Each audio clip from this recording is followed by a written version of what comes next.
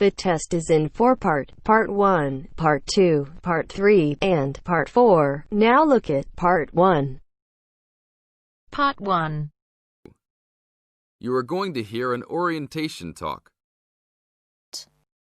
First, you have some time to look at questions 1 to 5.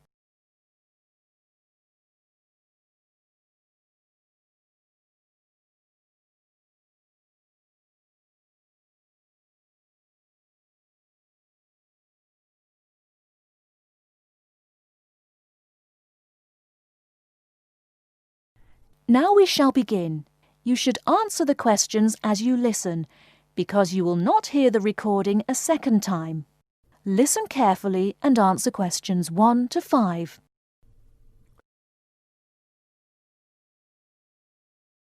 Welcome to Orientation Week. Today I am here with the captain of our school's women's gymnastics team. Her name is Elizabeth Rain, and she is a fourth-year student. I hope you can all see her as an example of a responsible student and athlete, a role model for everyone. Hi, Elizabeth. Thank you for stopping by our Orientation Week. Thank you for having me.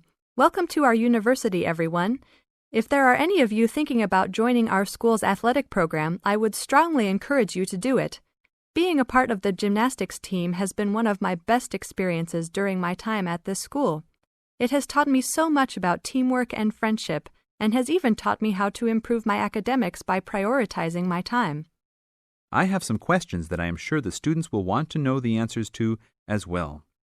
First of all, how did you find the time to do well in classes as well as train for gymnastics? Prioritizing is the key. You must be very organized. Every day I wake up and I know what I must do for the day. I plan things in order of importance. For example, if today I have a competition for gymnastics in the afternoon, then I know I have to finish my homework and studying in the morning. In other words, keeping an organized schedule of your priorities is very important. Can you explain to the students a little bit about your study habits? Well, I usually try to take classes that I'm interested in. This way, I have no excuse not to study because I chose the classes out of my own preference. I separate my study time by class. For example, if I have 5 classes for this semester, I will study for 1 class a day from Monday through Friday, and then review for all of them on the weekend. I won't try and study for all 5 of my classes at one time. It is too hard to do that, to remember everything and not feel like you are going crazy. It is very important to focus the time that you set aside for studying. I do not study with the television on. I try to keep away from all distractions, because I find that I learn better that way. But of course, how each individual will study depends on each person. Before you hear the rest of the conversation, you have some time to look at questions 6 to 10.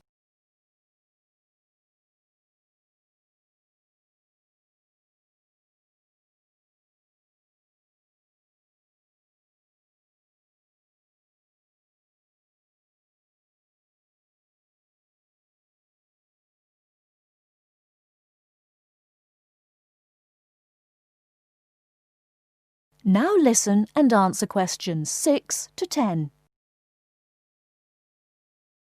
That sounds like good advice. Let's talk a little bit about your gymnastics career. How long have you been doing this sport for, and what has been the best moment of your college participation? Well, I've been participating in gymnastics since I was a kid. My parents got me involved in the sport. The best moment. I would have to say that there is not one single instance that stands out in my mind as the best moment, but more of a whole experience. My first year in university was definitely one of the best years of my life. I met my best friends that year and really learned to grow up and be independent. Our team went to the national championships that year, and it was an incredible experience, so I would count the whole year as my best experience in college. How about the worst moment? It is true everyone goes through bad experiences. My worst experience would have to be the fall of last year when I broke my wrist. I was unable to participate in sports for the remainder of the year and had to learn how to write with my left hand. I guess when I look back at it, though, even though I wouldn't wish this to happen to anyone, this experience definitely made me stronger as a person. It taught me to look at life with a new perspective and to really value the friends and family that are important and close to me. Thanks for your time, Elizabeth. Do you have anything else you want to tell the new students? Just have a good time. Don't stress out too much, but be responsible for your actions. Work hard and play hard. That's my motto for life. That is the end of part 1. You now have half a minute to check your answers.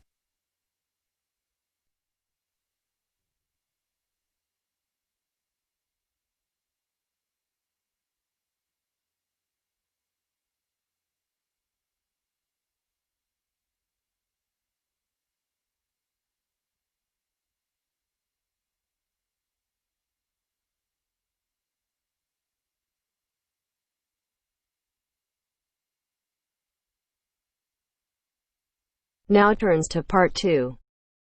Part 2. You will hear two students discussing the subject of rock art. First, you have some time to look at questions 11 to 17.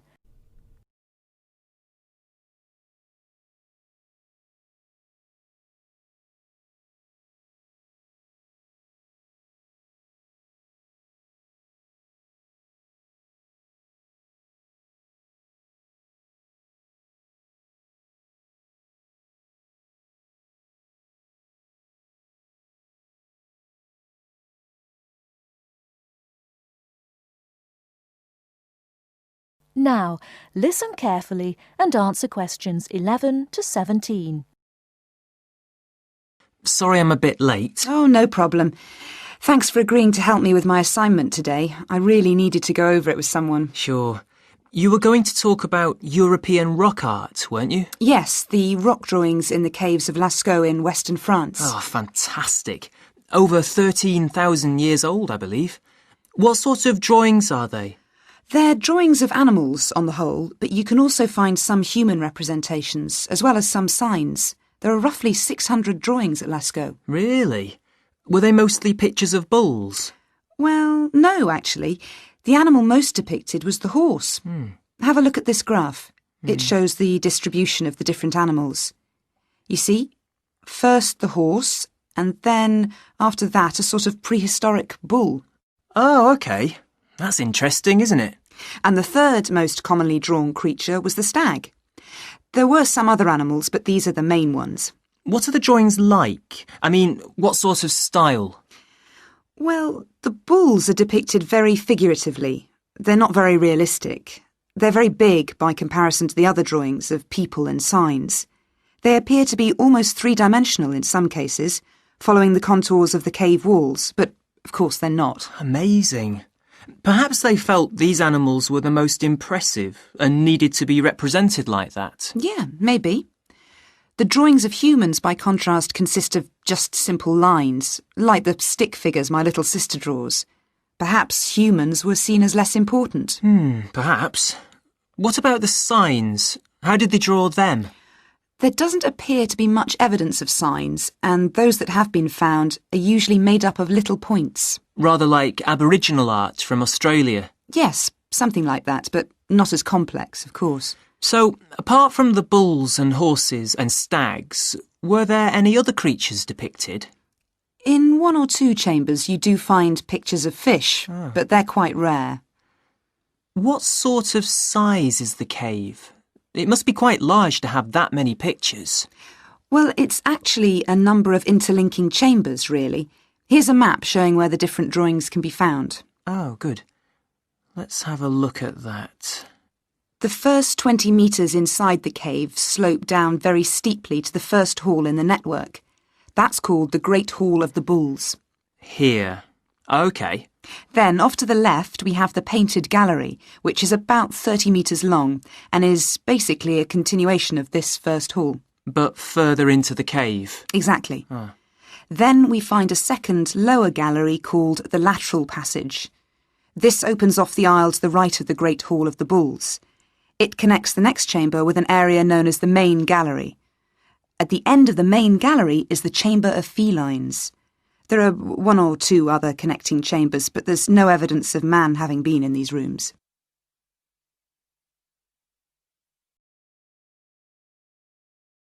Before you hear the rest of the talk, you have some time to look at questions 18 to 20.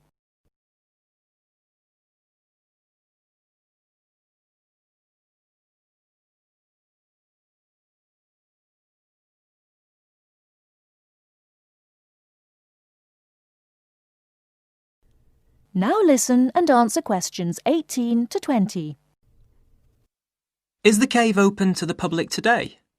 Well, no, because after the initial discovery in 1940, it was opened and literally millions of people came through to see the drawings. Then, in the 50s, the experts started to worry about the damage being done to the drawings, and the government finally closed the Lascaux cave in 1963. Is that so? It wasn't really the tourists that were doing the harm, but the fact that after thousands of years, the cave was suddenly open to the atmosphere, and so bacteria and fungi started to destroy the pictures. You need a special permit to enter the cave now, and very few people can get that, unless they're scientists or have some official status. It's a shame, but I can see that they had to do something to protect the cave. So that means you can no longer see this rock art. Well, not exactly. What they've done is recreate the drawings in a man-made cave, which you can visit. Oh, brilliant. Yeah, the authorities decided to reproduce the two best sections of the site, so they've created a life-size copy of the Hall of the Bulls and of the painted gallery. It's just a cement shell, which corresponds in shape to the interior of the original. So now you can visit the caves without actually harming any of the 13,000-year-old paintings. Mm-hmm. That is the end of part 2.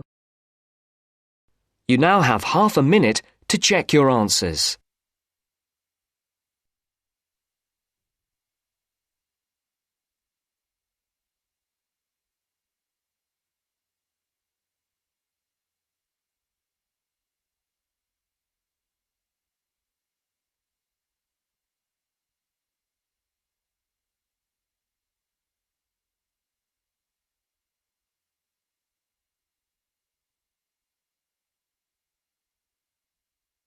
Now turns to part 3. Part 3.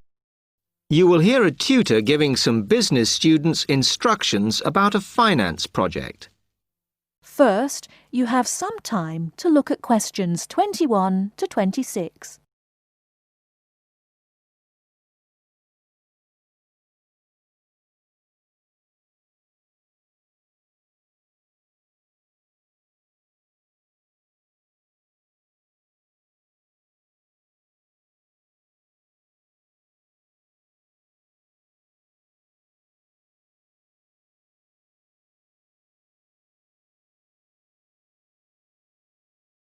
Now listen carefully and answer questions 21 to 26.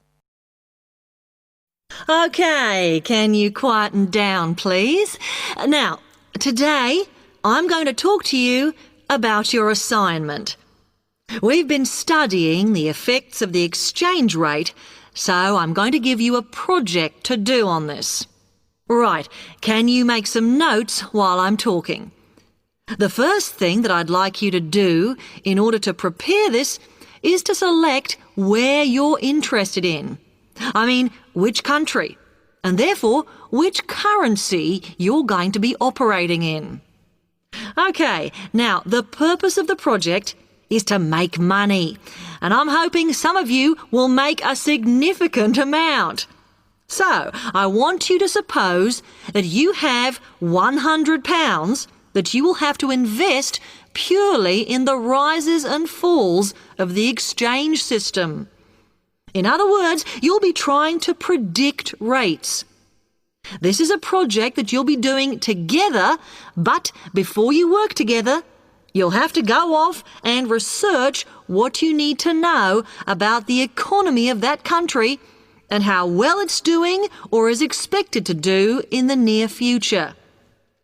You could all make up a little information sheet with your notes on, clearly legible, because then I want you to get together, we can do that next week, and to go round and read about each other's countries. When you see how well or badly each country is doing, I want you to decide what your exchange rate is going to be against all the other currencies. After that is all sorted, what you're going to do is go round the other students and attempt to sell your money to the others. Remember, this will depend on the success of your country's economy and the rate you fixed for your currency. Now, you're not allowed to just swap currencies with each other, but you may wish to buy from the other countries. But you must do a proper transaction. All the way through this, you must keep your accounts properly for each transaction. I'll give you 1 week to do this, and then we will set a time for the deals to finish, a bit like the stock exchange. And at that point, I will ask you to calculate how much you have made. Is that clear? Before you hear the rest of the talk, you have some time to look at questions 27 to 30.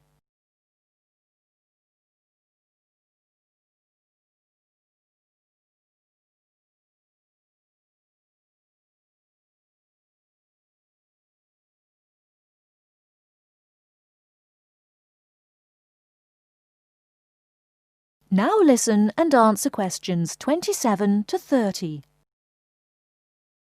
Before you begin that, there are a few things I want you to read up on to prepare.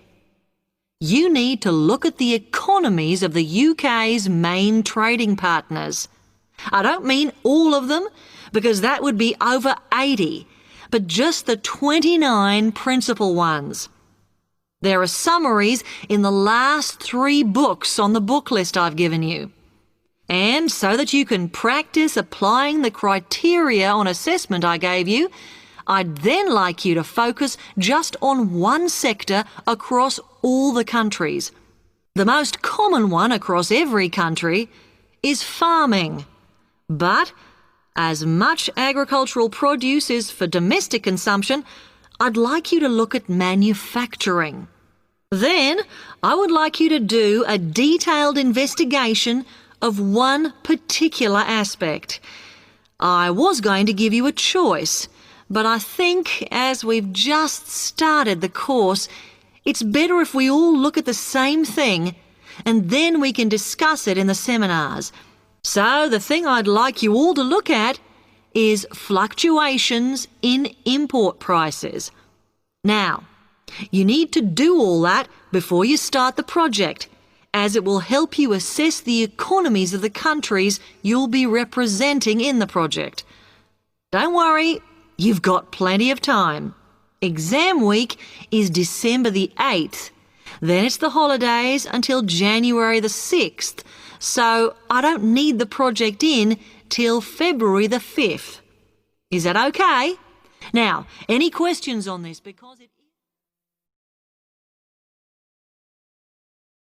That is the end of part 3. You now have half a minute to check your answers.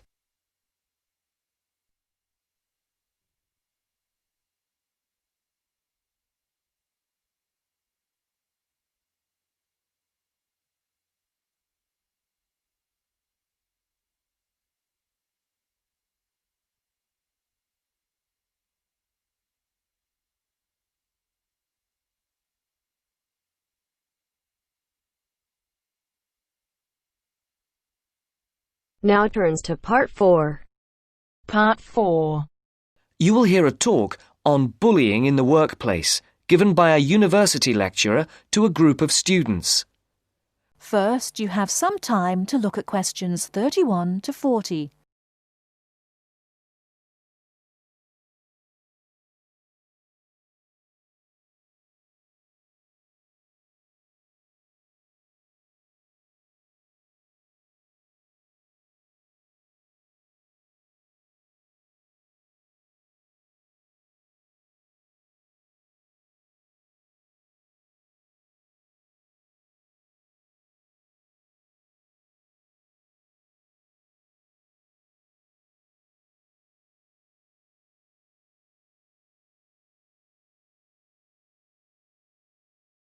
Now listen carefully and answer questions 31 to 40.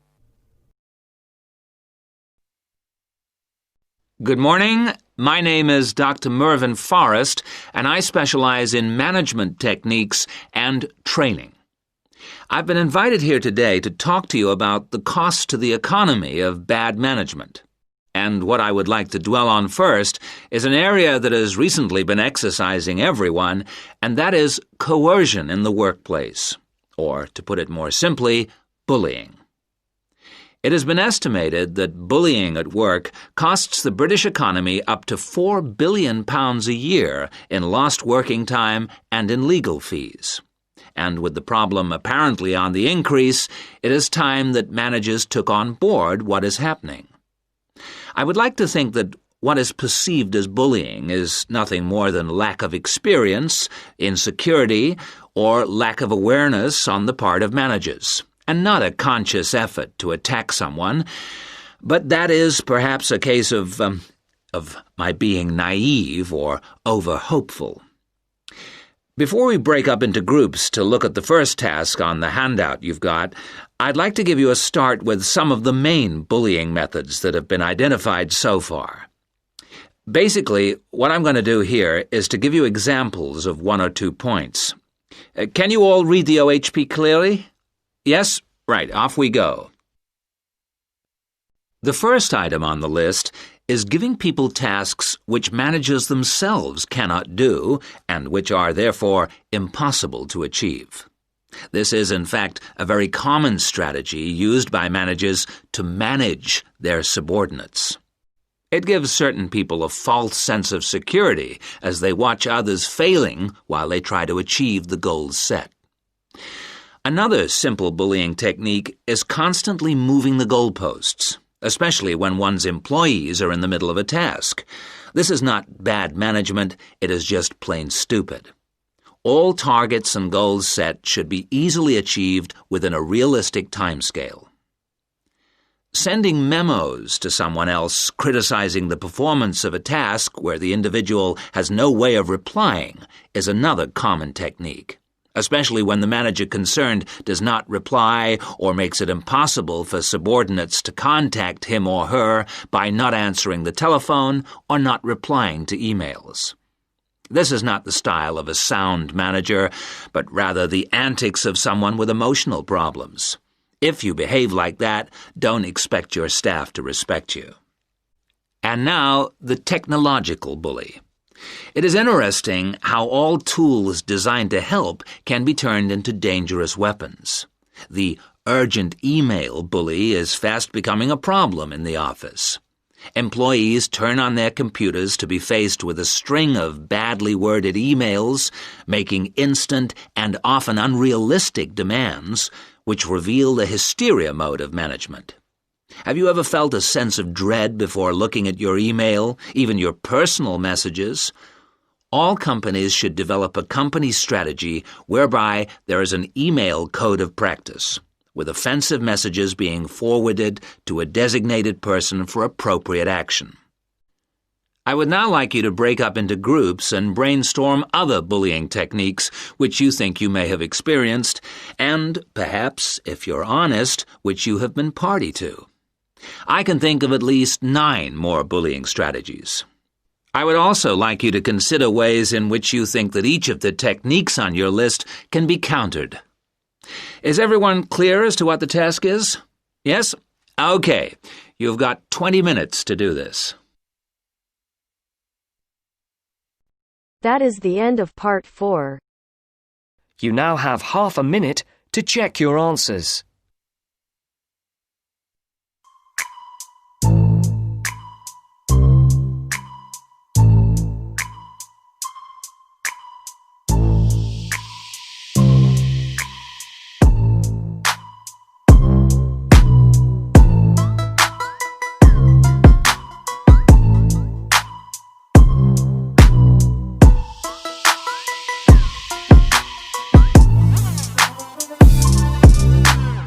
That is the end of the test. You now have 10 minutes to transfer your answers to your Ielts listening answer sheet.